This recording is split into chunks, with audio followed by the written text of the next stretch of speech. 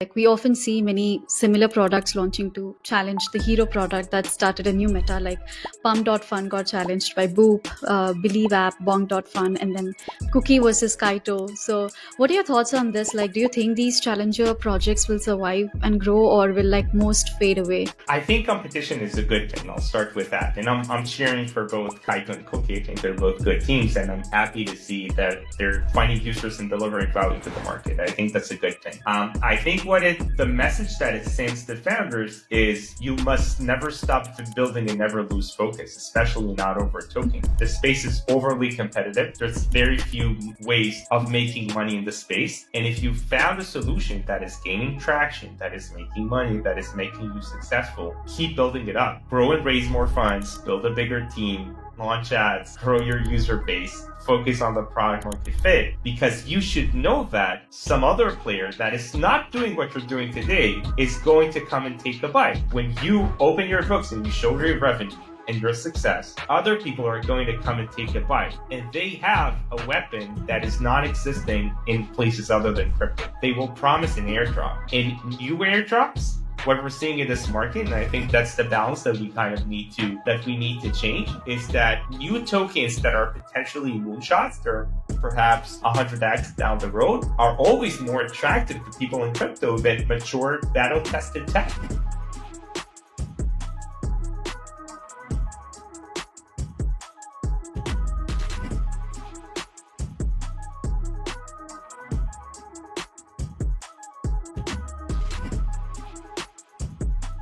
Hi Asif, welcome to our voice. How are you doing? I'm great, Nilam. Thank you for having me. Really excited to have you on the pod today. Been looking forward to this conversation because I think there's so much we can learn from your journey and the way you think about growth. There's also like a lot of noise in the space right now. Everyone's talking about AI, new marketing metas popping up every month. So today I really want to like dig in and take away some amazing insights from you. But before we get into that, could you like share a bit about yourself in your journey and how you got into Web3? Absolutely. I'm Asaf. I'm the co-founder of and COO of Addressable. What we do is we help companies in the space acquire users, wallet owners, and typically the challenge of doing that is that everybody's anonymous in the space. So if you're building a decentralized exchange or a DeFi protocol or a game, it's very hard to know who are the users, where they're coming from, who influences them, what they're doing on chain, and mostly how to reach out to them. That's the biggest challenge. So what we're doing in Addressable is we're putting together data about people from the blockchain and who they are behind that, and helping companies better understand and reach out to their users. Awesome. Thanks for sharing. That also gave us like a solid glimpse into Addressable. Would love to dive a little deeper into how it actually works in like some of the key use cases, or maybe like we can go a bit deeper into one of your use cases, that is Web3 retargeting. I feel like many Web3 marketers, still don't fully understand how important it is. Because in Web2 retargeting is like everywhere, like when Facebook or Instagram show you ads for a product you looked at, but then buy. So, but in Web3, retargeting leverages like on-chain wallet activity combined with off-chain behavioral signals to like identify and re-engage users. Uh, in Web3, I think retargeting is still quite new and also more complex because of the decentralized nature. So, how exactly like does addressable find and reach the right users again in Web3? Is it difficult to track such activities, or like what are your thoughts around these challenges? Yeah, so on the blockchain, everybody is anonymous, which on one end, it creates a huge challenge for marketers to better understand audiences, right? But on the upside, crypto actually has a huge advantage, and that is that the blockchain is open and transparent. So for the first time, marketers and founders that are operating on chain can see all of the transactions that are taking place anywhere. So if in Web 2, you can only see what's taking place on your platform, how people are using your product, in Web 3, you can actually see everything. You can see with your competitors who is making money, whose users are drifting away, and kind of act based on this data. So in that sense, that is possible because there's a persistent identifier, which is the wallet. That is, it's a personal identifier. It's tied to each and every one of us, and it tracks us wherever we go. That identifier is kind of the perfect one because on one end it's persistent, on the other end it's anonymous. It's not really tied to a person unless that person wanted to be tied to them. And if we're looking into targeting and retargeting, if a company like Addressable is able to match or associate the wallet with who's behind that, then any company that looks to acquire users, like a wallet and exchange, or a DeFi protocol, can say these are the wallets in the world that I want to reach out to. It's wallets that has money, that bought from my competition, that invested in a specific DeFi protocol, and launch advertisement to them. Where retargeting falls into play is retargeting is essentially running ads not to every user that you care about in the world, but only to ones who previously took interest in what you have. They're in your community, they're in your Discord, in your Telegram group, or they visited your website. They already showed interest. And this is typically the reason why it's such a big thing in Web 2, is this is where you usually see the best results. It's people who already took interest and you're literally just giving them the one last push to go in, right? So retargeting is made possible using the same tech. Is we track the wallet that went on your website, we track the wallet that are going into your different channels, and we're targeting only them. And this timing in the market is actually the perfect time for that, because with a lot of the fluctuation of the market and a lot of the challenges and a lot of the uncertainty, founders are shifting from a state of mind where they're thinking about how to grow very, very fast, how to pump the token, how to go into as wider as audiences as possible, to our runway is unclear, token prices is not very clear. So what I really want to invest in is the existing community, because if they sell my token, the company it's done, right? I want to make sure that they know I'm still building, they know what I'm delivering, they know what are the next plans. They're not always listening organically. So retargeting is a very, very effective way of achieving that. Amazing. One thing I see a lot across many projects is that users engage initially, like whether it's signing up or connecting their wallet or like installing an app or visiting a platform, but then they drop off quickly and don't come back. Like they might sign up for a Web3 game, try it once and then disappear. Or they might connect their wallet to a DeFi app, but never actually complete a trade or deposit. Like what's causing this? Is it like short attention spans, user experience issues, or something else entirely? I think that's not unique to Web3. I think that's the story of startups, right? Finding product market fit, it's very, very difficult. So even games in Web2, they start off like this, and this is typically called soft launches. So a soft launch means that rather than kind of build your games for 5 years, AAA, huge production, what you do is that you build something initial, you launch it to the market, some users are coming in, 70% of them drop, but you use the data and insights to improve what you need to improve and then go live again, right? This is not unique to Web3. This is how it should work with startups. You go to market, you fail, you get the insights, you improve based on that, right? I think what's unique in Web3 is that a lot of the people you attract and that very quickly bounce and not are being retained is because they never came for the product. They came for the incentives. They came for the token. Yeah.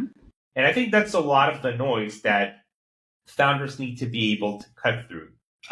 Clearing out the incentive noise, focusing on the signals for the users that really wanted to play the game, that really wanted to invest in the DeFi protocol.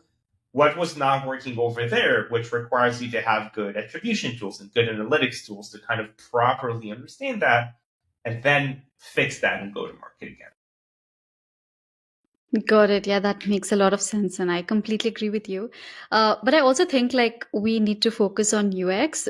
Like I actually tweet a lot about this, and I've also seen a lot of tweets on my timeline that like if you want to onboard more people into Web3, we need to focus on UX, and then of course the incentives. Like some are just for the incentives, so yeah, that makes a lot of sense. My next question is like AI has become a big part of marketing right now. Like sometimes it does things better than humans in certain tasks, right? Like, do you think AI will ever completely replace human marketers, or will it mostly be a helpful tool that makes our work easier and smarter?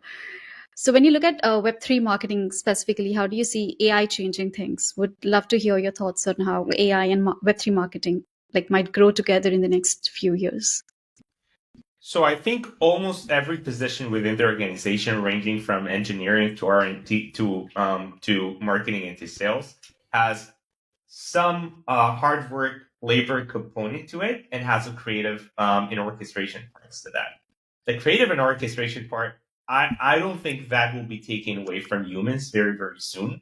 The thinking about how to build a business, what's the vision for that, how do you tell your story in a way that cuts through the noise, that's a trait that human has that would be very, very difficult to replicate. But on the other end, the labor intensive things, this is where AI shines and will be very, very hard to beat. So I think in a sense, what that causes is that every person within the organization starts feeling more strategic, right? Rather than do the tactical work of, in marketing, for instance, creating content, writing briefs, putting together outbound reach outs, writing something for a PR, then you feel like you're managing a team of junior people who's doing the work and you're correcting them, right? Oh, that needs to be more clear. This piece, you need to integrate this part. The highlight should be this. It feels like you're instructing them more from a strategic perspective. So in that sense, naturally, AI is going to our life. It helps people get 10x better, but will it fully replace humans? No, I don't think that's going to fully replace humans. I think it's just going to change dramatically the way that in which we're working. Got it. That's really insightful. Well, we are also like seeing new tools pop up almost every day, not just for developers, but also now specifically for marketers, and even many consumer apps. So, what kind of tools or approaches do you think will become standard or essential, like in the next couple of years in Web3? Specifically for marketing or AI in general? Uh, for marketing. Yeah, so I think in marketing, the key parts that we're seeing AI in use today is mainly around content generation. I think this is where AI had made the biggest jump, the ability to produce text and produce images and produce videos. I think this is definitely a place where marketing will look entirely different. Um, but where I see another opportunity is all around creating and changing the perception and the voices as well. So today we're living in a world in which the place where we're reaching our audiences has shifted from traditional media, newspaper, and TV to social media. And this is where still most communications are taking place. This is where marketers are currently taking their content to meet the audience.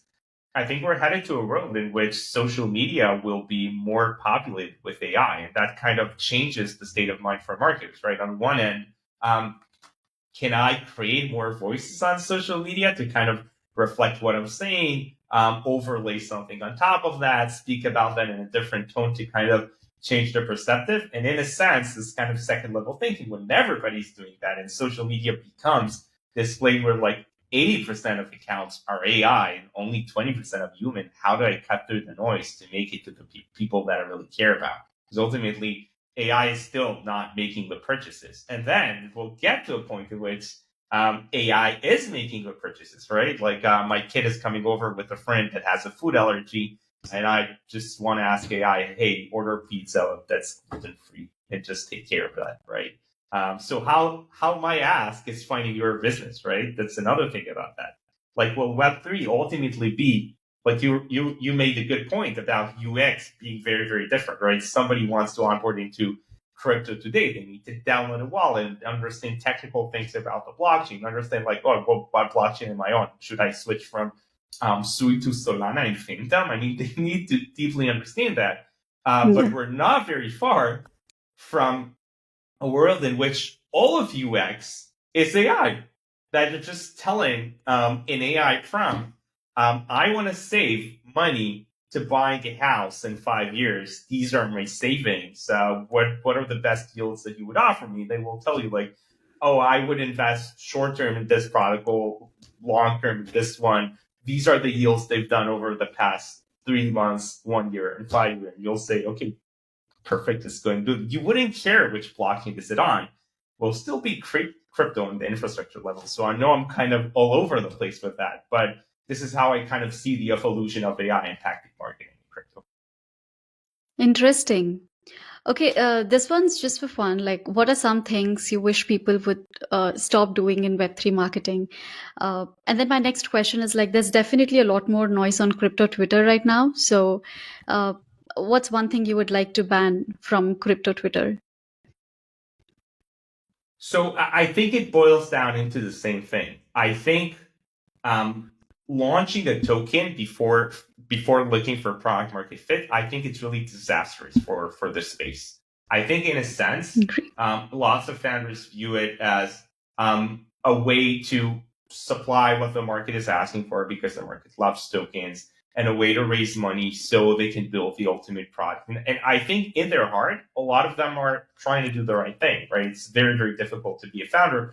And a lot doesn't have like all of the alternatives to choose how they build their company, right? But I think what more of them need to be aware of is the hardest thing on the planet, and Go Read the Hard Thing About Hard Things by Ben Horowitz, is starting a business in the land of uncertainty, right? Building the startup. Finding product market fit is a trait that even the best founders, very, very few of them ever get to experience. And to do that, you need to be all in that. You need to have your full focus and attention on that one thing. How do I solve a real problem in the market? And in that sense, the token that initially started as a way for fundraising and a way for more people to be invested in what I'm doing and building a community that will help me get attention starts being a weight on your leg, right? It starts to slow you down from cracking product market fit, which is the most important thing. You start suddenly getting a community that is asking you when token. When the token is out, you need to deal with people suddenly dropping it and your runway suddenly cut in half. And rather than meeting your clients or meeting accounts that are working with your product and solving questions and doing soft launches, you're overly distracted with that, which is already, you're going on the hardest journey and you're already there with like 30% of your resources. So too often that leads to failure. In all dimensions of that, it leads to failure on the vision you wanted to achieve on the world and the impact you wanted to do. And also in a lot of ways today, I'm not even sure that's really a profitable thing. So that would be my one advice. And on the timeline, I wish I'd see more founders saying product now, token later. That's the one thing. Yeah, I agree with you, and I've seen this a lot lately too. Like launching a token before the product, and then the community comes for the incentives, airdrops, and then when it's time to like launch the product, community disappears. So that's like very common in Web3, and I really hope like founders realize this. My next question is Twitter is like still such a big channel for Web3. Curious to know your thoughts on Twitter ads. Do they really work? Or are they actually working for Web3 projects? Because I don't see many projects like doing Twitter ads. So, what are your thoughts around this? So I think it starts with a question of what does it mean for ads to work? Why are people buying ads? Why am I an addressable buying ads? It all has to do with scaling, right? You're building a company, you're launching a product to market. You initially bring over some friends or people that you know to start using your product, and they like it, right? So the question you ask yourself as a founder always is, how do I go bigger, right? Where do I get more users to learn about my product? Where do I get more attention? Where am I being more competitive when competition is stealing away my users? I think this week with Cookie Snaps taking a bite of Kaito Yaps, it kind of demonstrated that you always need to be in the attention and continue building. When a founder gets to this point, when you have a product, it's showing early signs of growth. It's still not perfect. There's still churn. Things are still not working well, but you want to scale it. You want to bring more users inside. This is typically when you need ads. This is the part, right? In ads, it's just a nice way of saying, I want the attention of people that are on another platform, right? If they were listening to me, that's great.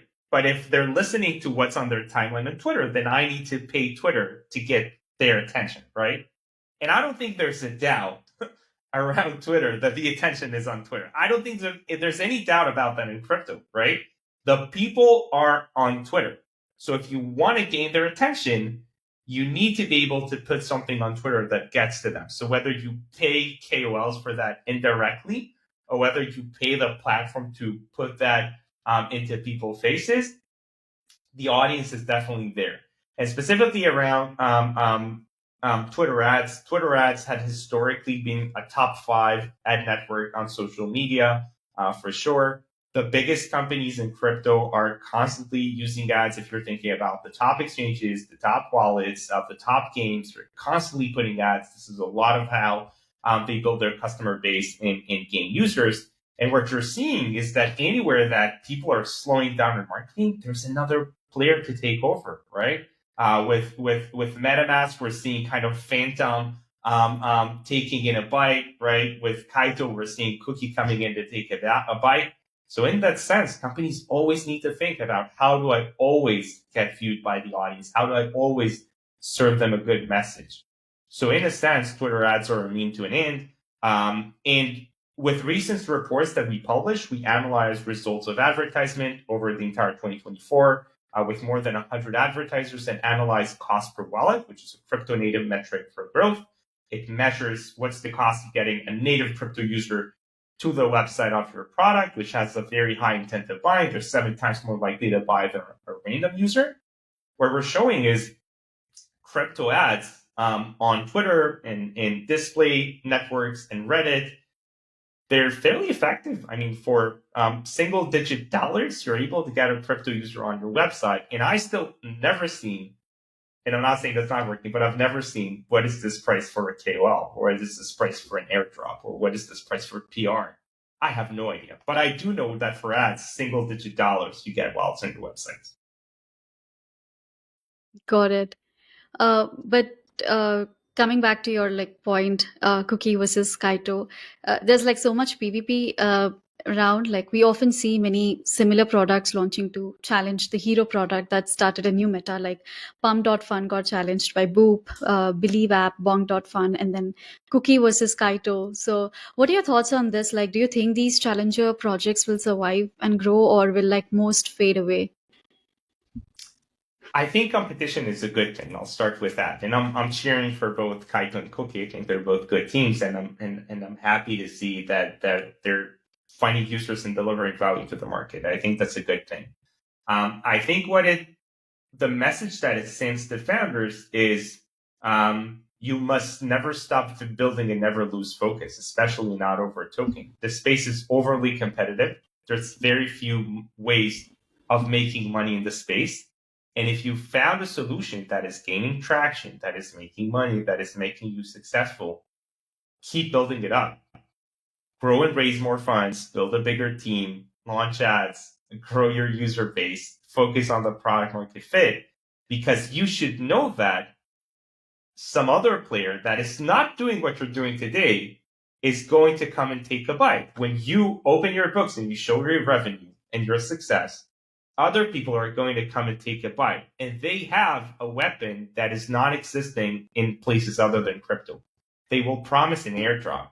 In new airdrops, what we're seeing in this market, and I think that's the balance that we kind of need to change, is that new tokens that are potentially moonshots, they're perhaps 100x down the road, are always more attractive to people in crypto than mature, battle-tested tech. So in a sense, when your competitor is saying, oh, I'm copying what you're doing, and I'm going to promise a bigger airdrop, they're going to gain attention. So the only way as a founder for you to mitigate that is never stop building. Build bigger, build to your users. Don't be distracted by the token. Keep running faster, bigger, and scaling to more users, showing them ads and telling them we're there, because it's even more competitive than it is in other markets. Got it. Interesting. What's exciting you the most right now in Web3? Like for me, one thing I find really interesting is chain abstraction, because it's helping projects connect and work smoothly across different blockchains without getting stuck on just one chain. And I do feel like it's just like a big step towards making Web3 easier and more powerful for everyone. Are there any other trends or technology that you think will have like a big impact soon? So I'm personally fascinated a lot about AI and acquisition and the use of analytics. I think that culturally what's changing about the space is we're seeing a bit less of the VC push to an early token and an early unlock and something that kind of creates a dynamic that makes it hard to build sustainable businesses. We're starting to see a change over there on three fronts. One of them is UX, where we're seeing the transition towards more of a wallet and all the way into AI that you're asking it what to do. And on analytics, we're seeing better ability to analyze your revenue and track what is your product truly making and what is it making it for with regards to attribution. Is it the Twitter campaigns that you launch? Is it the KOLs that you've been working with? And I think in a sense, being a founder in crypto today, you have much better tools than you had 3 years ago to build a sustainable business. 100%. And this is what I'm personally most excited about. Cool. Before we wrap up, I've got one final question. Like, since you have worked closely with Web3 projects and marketing, would love to hear your advice for other founders who are trying to grow their communities and user base in the space. What are some common mistakes to avoid or things they should focus on to succeed? Also, for marketers using Web3 tools, what tips do you have to like make campaigns more effective and get people excited without spending tons of money? I think it would be follow the data. Try to think what are the metrics that would really move the needle on your business. And ask yourself, I mean, every founder should ask themselves if the metrics they're optimizing for are these token metrics that show how many investors you were able to acquire, because token launches are effectively fundraisers, right? It's people buying a share of what you're offering. They give you money in a private sale in return for that, and then they sell it on the secondary market, right? Is your goal as a founder, the North Star metrics that you really attempt to maximize, are they on the fundraising side, which is definitely important, or are they more on the value side to the market? And if as a founder, you share publicly and with your company as well, your North Star metric that has to do more with value to the market. If you're a lending product, well, you want to see more people doing lending or the overall amount of lending going bigger. If you're a game, you want to see more daily active users and the average length of people playing the game grows bigger. If you're an exchange, you want to see more people onboarding, running their first time deposit. So in that sense, if you put these metrics on top, the value, the impact that you want to drive to the market, rather than how much money you were able to raise, you're in a way signaling to the market as well as your company what is really important. And if that's what you do, you don't need a lot of money for that. You need your heart in the right place for that. If that's what you do, then you would be following the right thing rather than the vanity metrics. I'm sure your advice will really help a lot of founders and marketers out there.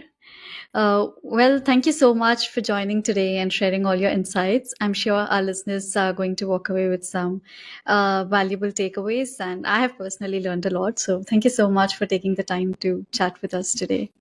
Thank you, Nilam, for hosting me.